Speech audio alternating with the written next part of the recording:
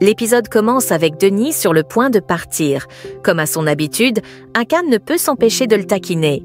« Tous les jours, c'est la même chose », soupire Demey. Elle se tourne vers son mari. « Pourquoi es-tu rentré si tôt ?»« Je m'ennuie à l'entreprise », répond-il. « Je vais appeler les avocats pour qu'on travaille sur le dossier de Bulut depuis la maison. » De son côté, Iqbal rend visite à Ferit. « Quel cadeau dois-je acheter ?» demande-t-elle. « Aucune idée. » À ce moment, Nazli entre dans la pièce. « Justement, j'aimerais te parler, » dit-elle à Ferit. Il lui sourit. « Tu tombes bien.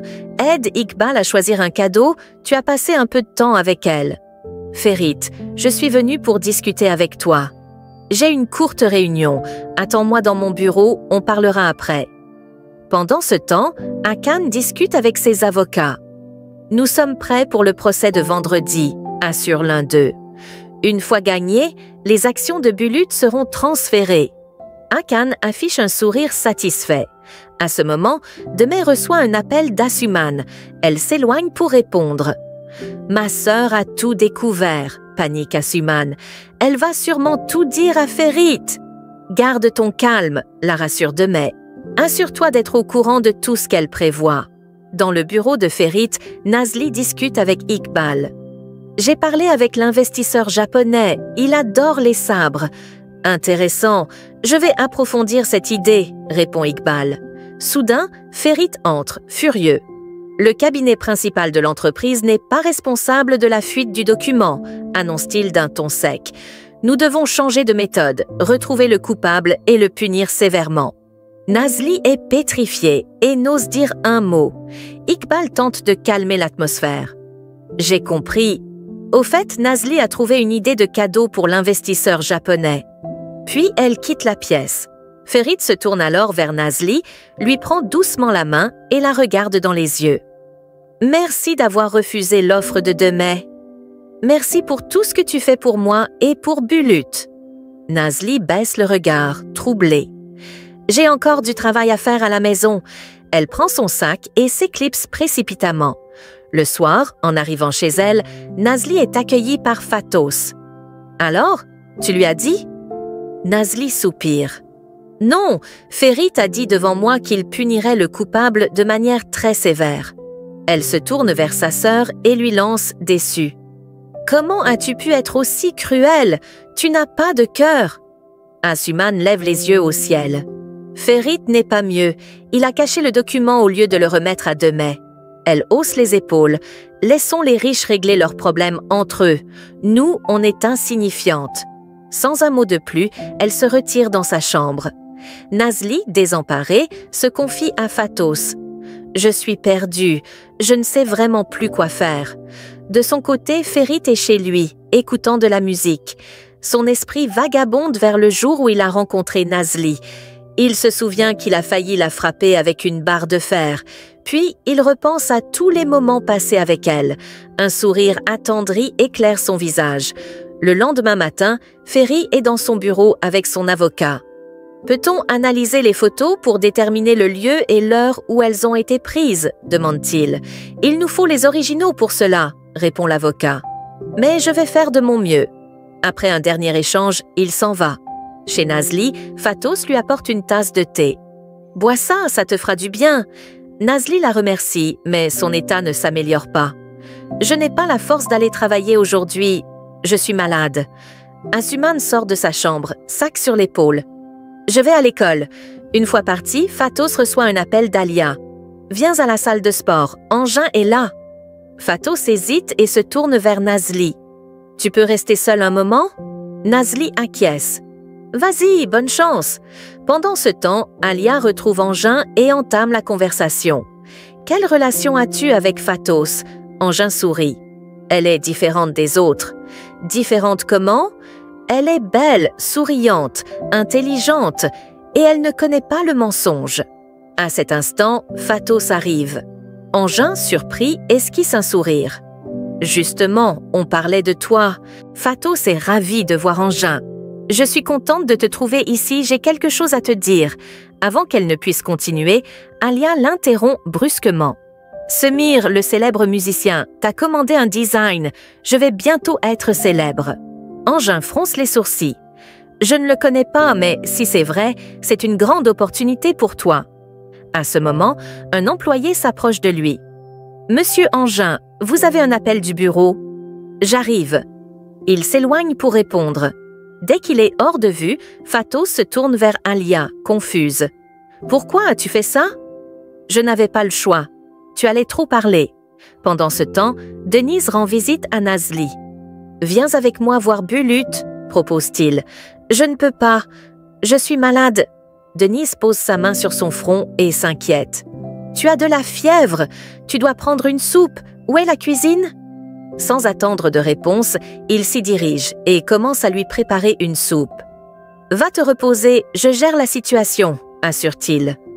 De son côté, Fatos est encore sous le choc des événements lorsque Engin revient. Je retourne à l'entreprise, mais j'aimerais te revoir plus tard. Alia intervient immédiatement. Ce ne sera pas possible, on a prévu de se retrouver ce soir. Engin, déçu, acquiesce. Une autre fois alors. Il s'en va. Fatos, abasourdi, ne sait plus quoi penser. Chez Nazli, Denise lui tend un bol de soupe.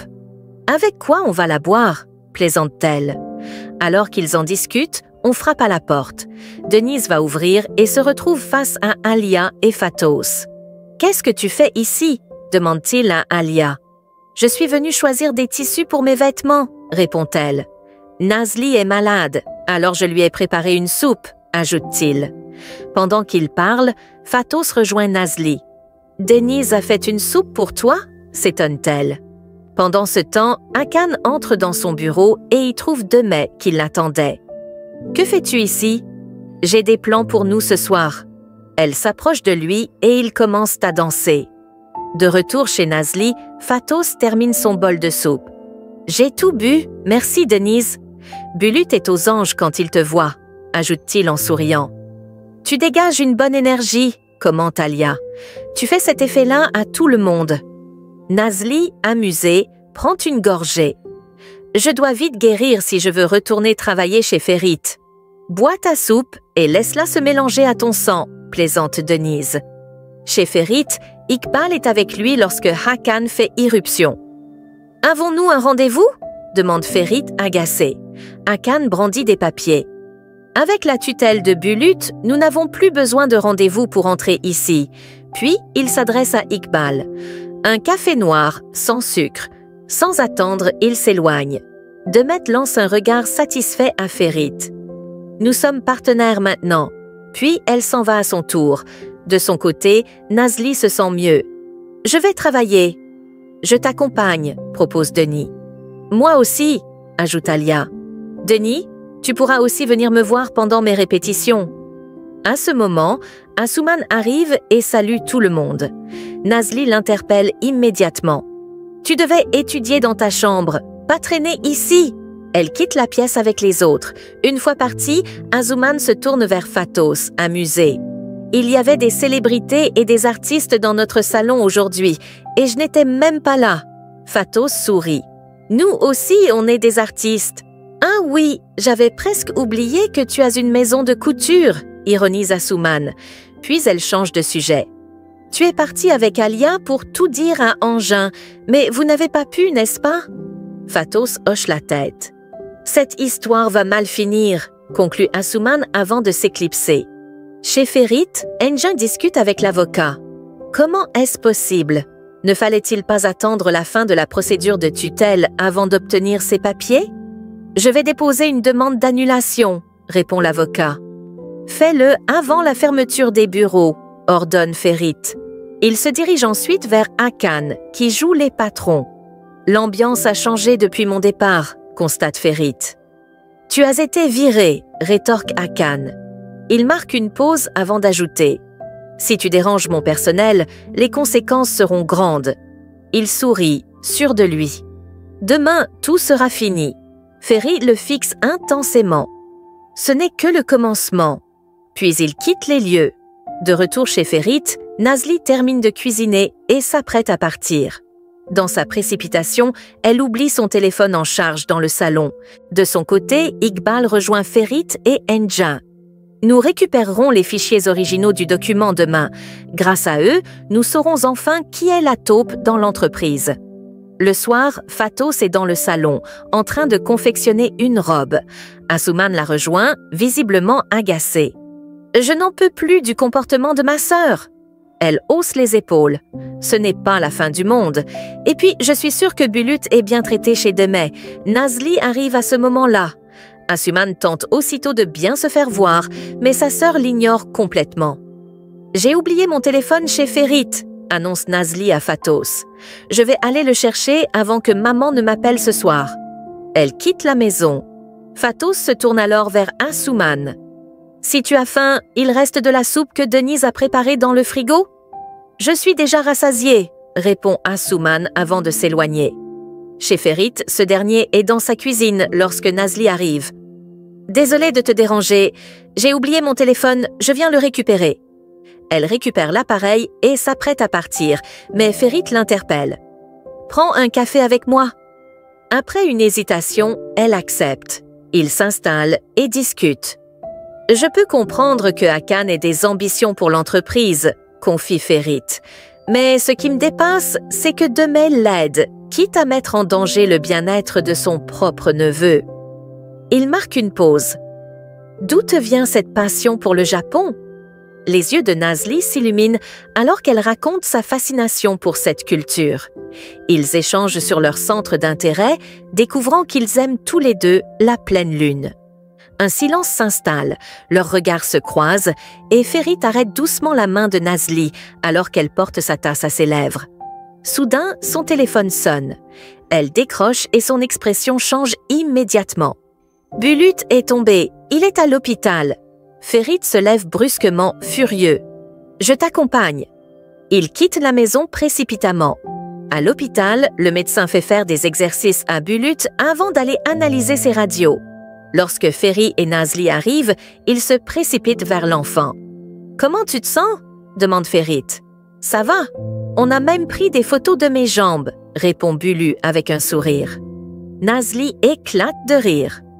Pendant ce temps, Ferit se tourne vers Demey et la tension monte rapidement.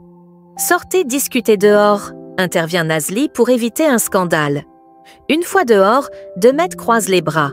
« Tu as accouru ici en pleine nuit, dès que Nazli t'a appelé. Qu'est-ce que vous faisiez ensemble ?» Ferit l'ignore et assène. « Occupe-toi de tes responsabilités. Tu es immature et irresponsable. » À cet instant, Hakan arrive et salue Ferit avec un sourire narquois. À l'intérieur, Bulut explique son accident à Nazli. « Tu me manquais, mais je savais que tu viendrais si je n'allais pas bien. » Nazli caresse tendrement ses cheveux. « Tu n'as pas besoin de te faire mal pour me voir.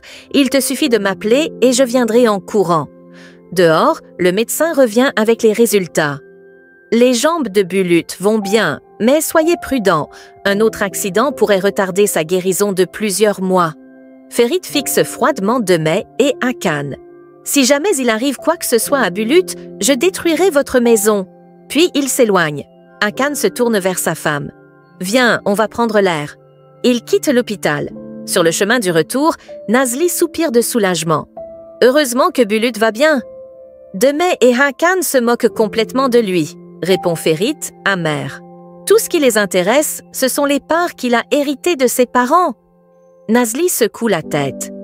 Comment peut-on vouloir prendre le contrôle d'une entreprise de cette façon? C'est épuisant. Elle réfléchit un instant avant d'ajouter avec un sourire « Moi, à leur place, je prendrais plutôt ta maison. Je l'adore. » Ferit esquisse un léger sourire. « Si j'étais toi, je travaillerais depuis chez moi au lieu d'aller au bureau ?» Bonne idée, plaisante Ferit. Ils arrivent à destination. « Merci de m'avoir accompagnée, » dit Nazli en descendant de la voiture. Elle se retourne vers lui, plus sérieuse. « Je suis sûre que tu récupéreras Bulut. Tout le monde voit à quel point vous êtes proches. » Ferit la regarde touchée. « Merci d'aimer autant Bulut. » Elle lui adresse un dernier sourire avant de s'éloigner. Sur le chemin du retour, Ferit sort son téléphone et appelle Iqbal. Organise une rencontre officielle avec Bulut demain. Je veux que tout le monde voie que nous sommes ensemble. Vérifie ça avec les avocats. Puis il raccroche, déterminé.